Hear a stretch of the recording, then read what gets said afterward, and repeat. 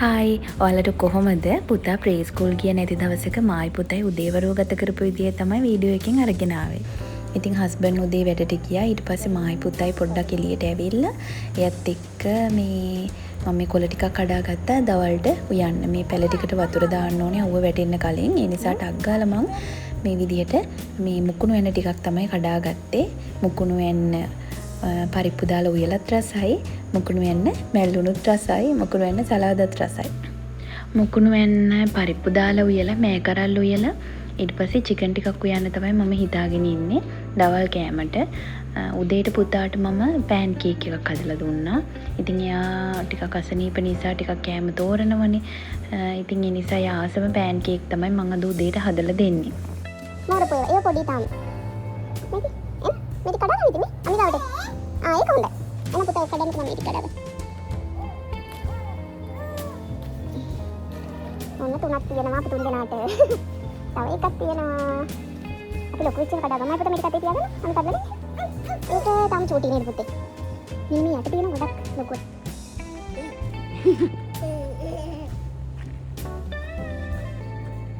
කන්නේ ගන්නද? ඇති.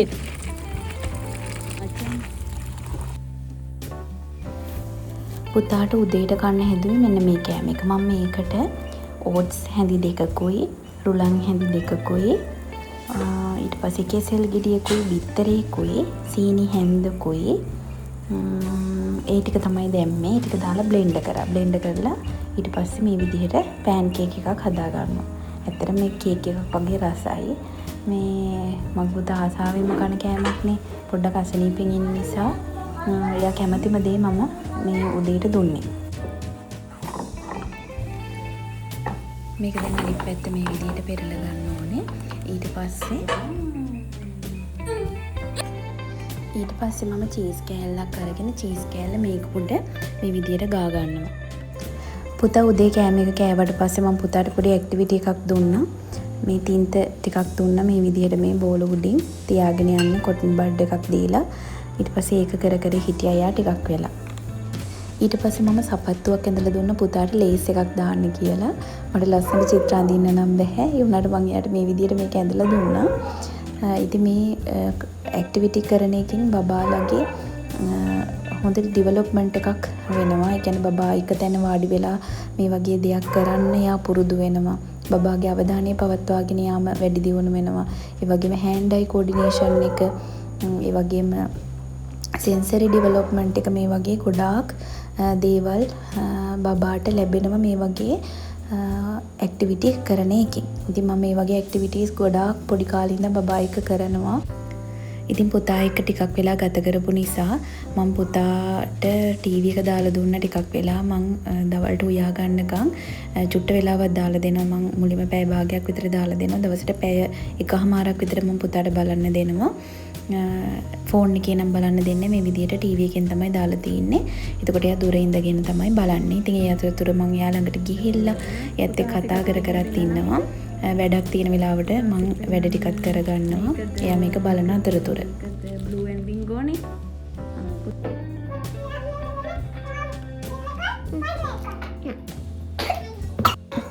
පුතා ඒක බලන අතරතුර මම ටක් ගාලා කිචන් එකට ඇවිල්ලා දවල්ට කෑම ටික හදන්න මේ ලෑස්ති කරගන්න හැදුවේ. ඉතින් කිචන් එක පොඩ්ඩක්වත් අස් කරලා තිබුණේ නැහැ. උදේ හැඩි වෙලා තිබිච්ච විදිහමයි. ඊට පස්සේ මම කිචන් එක අස් කරලා ටක් ගාලා දවල්ට කෑම හදාගන්න හදන්නේ. ඒ අතරතුර අපේ පුතාට පොඩි බඩගින්නක් ඇවිල්ලා ඊට පස්සේ මම වෝටර්මෙලන් එකක් තිබිලා ඒක කැපුවා. ඉතින් වෝටර්මෙලන් එක එයා මේ හරි ආසාවෙන් මෙන්දට කනමයි උනට වැඩිය කෑවෙන කොහොමද මේ වෝටර්මෙලන් එක හොඳ රස පාටට පෙවුනට පාට හොඳ වුණාට එච්චර රසක් තිබුණේ නැහැ. ඊට පස්සේ මම අපේ කුරුළු යාළුවන්ටයි ලේන් යාළුවන්ටයි මේ කැම ටිකක් දාන්න ගියා. එයාලට තිබිච්ච බත් ටිකකුත් තිබුණා. ඒ ටිකත් එක්කම තව මම බත් ටිකක් දැම්මා. ඉතින් හවස් වෙනකොට ওই ටික යාලා ඉවර කරනවා. ඊට පස්සේ මම දැන් මේ වාජන් ටික පොදලා ඉක්මනින්ම කිචන් එක අස් කරගන්නයි මේ හදන්නේ.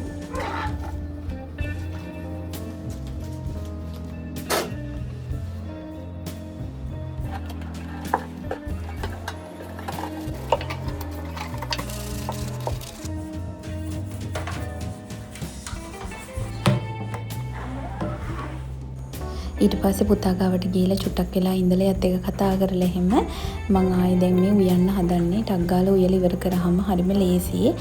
දැන් මම මේ මෑකරල් ටික තමයි මුලින්ම උයන්න ගන්නෙ. ඒ අතරේ මට හිතුණා හොඳට කහට දාපු කිරි එකක් බිව්වනම් හොඳයි කියලා. ඉතින් මම කිරි එකකුත් හදා ගන්න හදන්නේ ඒ අතරතුර.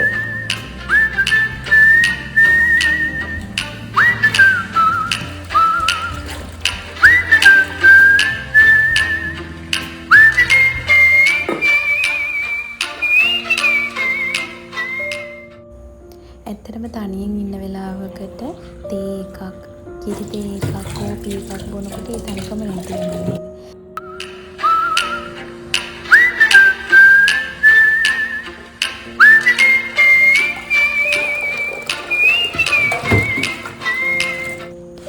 පරිප්පු වල රස හොඳට එන්න නම් පරිප්පු හොඳට හොදන්න ඕනේ.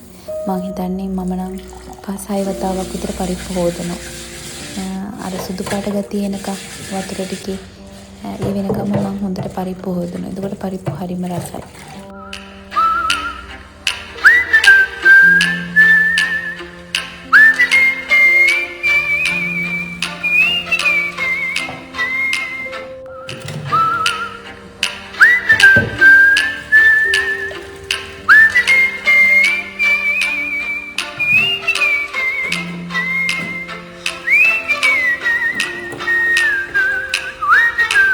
මට අද අමු මිරිස් තිබුණේ නැහැ.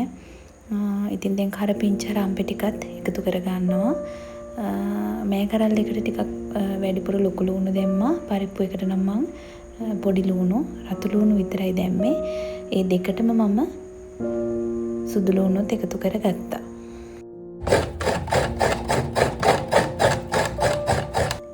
දැන් මම පොල් ටික බ්ලෙන්ඩ් කරගන්න හදන්නේ. ෆ්‍රිජ් එකේ තියලා ගත්තාම කූල් නිසා මේකෙන් හොඳට කිරි එන්නේ නැහැ. ඒ නිසා මම උණු වතුර ටිකක් දාලා ටික වෙලාවක් තියනවා. ඊට පස්සේ තමයි බ්ලෙන්ඩ් කරගන්නේ. දැන් මං කහ කුඩු, තුන පහ කුඩු, මිරිස් කුඩු ටික ටික මේ පරිප්පු එකට එකතු කරගන්නවා. මං උළුහාල් නම් එකතු කරන්නේ නැහැ. මට පුතා හම්බෙන්න ඉන්න කාලේ උළුහාල් එකතු කරපු කෑම කාලා අප්පිරිය උණ එක තාමත් උළුහාල් වලින් දැනෙන්නේ ඒ සුවඳ මට අප්පිරිය සුවඳක් විදියට. ඒ නිසා මං උළුහාල් කෑම වලට එකතු කරන්නේ නැහැ. නැත්තම් මේ වගේ කෑම හදනකොට උළුහාල් එකතු කරලා තමයි හදන්න ඕනේ. එතකොට රසක් හොඳ රසක් එනවා. ඉතින් මට දැන් අප්පිරිය වෙලා තියෙන නිසා ඒවා මේ එකතු කරගන්නේ නැහැ. ඒ කියන්නේ පුතා හම්බෙන්න කියන්නේ දැන් අවුරුදු 4කට කලින් අර අප්පිරිය උන එක මට තවමත් ඒ අප්පිරියාව තියෙනවා. කුරුළු පොතු අප්පිරියයි ඒ වගේ තියෙනවා ಜಾති කීපයක් තවමත් ඒ සුවඳ මට දැනෙන ගඳක් විදිහට.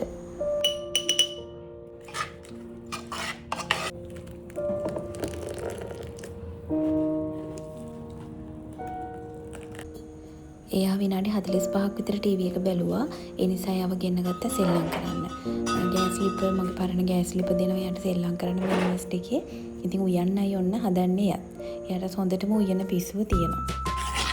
මම පරිප්පු එක ලිපේ තිබ්බා. ඊට පස්සේ මේ මෑකරල් එකට අර කලින් මිටි කිරි ටික එකතු කරලා තිබ්බා. ඊට පස්සේ දී කිරි ටිකකුයි තව මිටි කිරි ටිකකුයි එකතු කරලා මේක එකට කිරි තියලා තමයි මම හදන්නේ.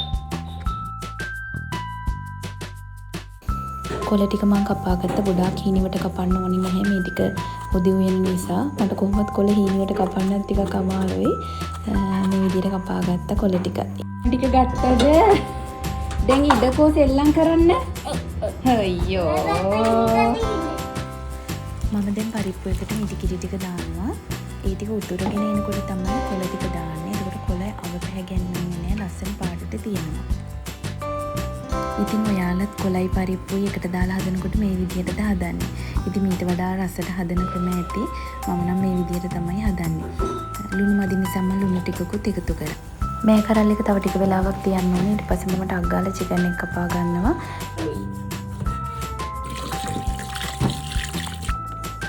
දැන් ඔන්න මේ කරල් එක හරි. ඊට පස්සේ චිකන් ටික හොදලා චිකන් එකට ලුණු, ගම්මිරිස්, කහ කුඩු, මිරිස් කුඩු දාලා ටිකක් වෙලා මැරිනේට් වෙන්න මම තියලා තියෙනවා. දැන් මම චිකන් එකට ඕන කලමනා ටික හදා ගන්නවා. ලුණුයි, සුදු ලුණුයි, තක්කාලි තමයි මම ගන්නෙ. අමු මිරිස් ඉවර වෙලා ගෙදර තක්කාලි නම් මෙහෙම භාගයක් දාලා මදි. මට එදා භාගයයි තිබුණේ. ඉතින් ගෙඩියක්ම තිබුණා නම් තමයි ගොඩක්ම රස. ඊට පස්සේ මේ කරපිංචා රම්පෙත් මේකට එකතු කරලා තියෙන්නේ.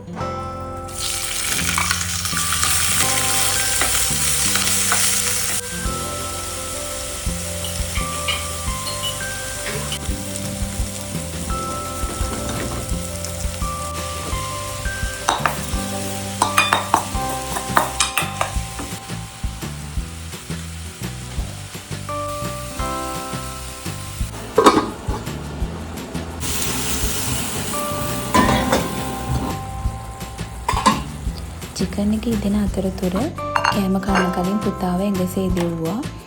එයා ලෙඩ වෙලා ඉන්න නිසා නාවන්නත් බෑනේ. ඒ නිසා ඇඟ සේදෙව්වා. ඊට පස්සේ දැන් බඩගිනි වැඩි වෙලා ඉන්නේ. ටක් ගාලා බඩ ටික එයාට දෙන්න හදන්නේ. මං හිතුවා අතින් කයි කියලා. හැබැයි අතින් කෑවේ නෑ. මට කවන්න කිව්වා. ලෙඩ වෙලා හිටපු නිසා මං ඉතින් එයාට කරදර කරන්න ගියේ නෑ. එයාට කෑම ටික මං කැව්වා. පේජ් එකට මම මේ විදිහේ vlog එකක් කරපු පළවෙනි වතාව. ඉතින් ඔයාලගේ අදහසත් මම දැනගන්න කැමතියි. ආයෙත් අලුත් වීඩියෝ එකක් අරගෙන එන්නම්. ඔයාලා හැමෝටම සුබ දවසක් කියලා ආදරෙන් ප්‍රාර්ථනා කරනවා.